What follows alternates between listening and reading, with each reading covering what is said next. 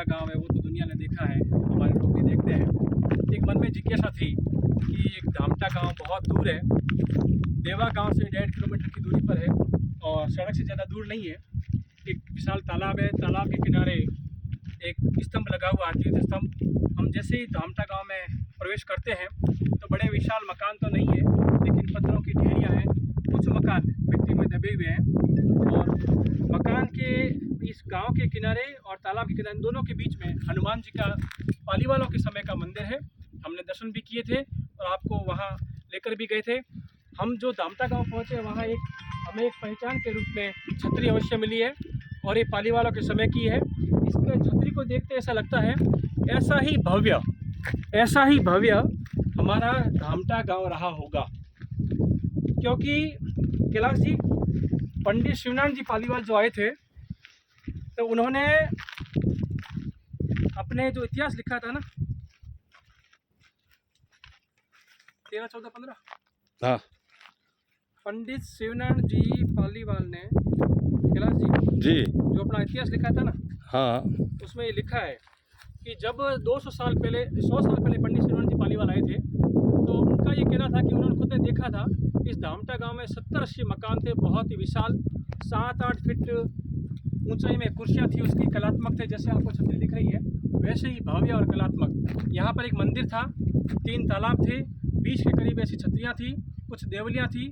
वो शिवनारायण जी पालीवाल के समय 100% रही, तो उन्होंने वर्तमान को लिखा कि ऐसी ऐसी चीज़ें यहाँ पर है और मकान भी थे। तो मैं आपको ये कहना चाहूँगा कि पूर्वजों की धरा के जो पत्थर है ना वो भी बहुत बहुमूल्य तीर्थ के समान होते हैं। तो मैं एक छोटी सी कविता सुनाकर आपको समाप्त करूँगा यहाँ की धामटा गांव की कहानी। इसके बाद हम तालाब पर भी चलेंगे कि वो नींव के पत्थर वो आंगन की छाँव, वो नींव के पत्थर आंगन की छाँव, वो पुरखों के हाथों के सुंदर प्रभाव, वो पुरखों के कैलाश इधर वो पुरखों के हाथों के सुंदर प्रभाव, जो रक्षक है अपने गौरव के मान के, वही तो सपूत है इस समाज के, जो उस समाज के सपूत, धामटा के सपूत कैलाश जी और भैरवलाल जी आज यहाँ पर आए हैं, वही तो सपूत है इस समाज के। पुरखों की विरासत संस्कार महान, पुरखों की विरासत संस्कार महान, उसे जो सहेजे वही गुणवान। जैसी भी है स्थिति में आपका गांव है उसको सहेजने का प्रयास करना चाहिए।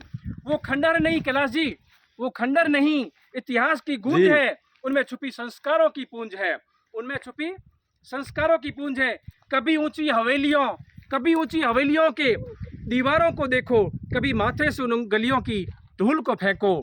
हर ईंट में उनके पसीने की खुशबू है, हर ईंट में उनके पसीने की खुशबू है। वो देख रहे होंगे कैलाश जी, सुनो, वो देख रहे होंगे हमें अंबर के पार से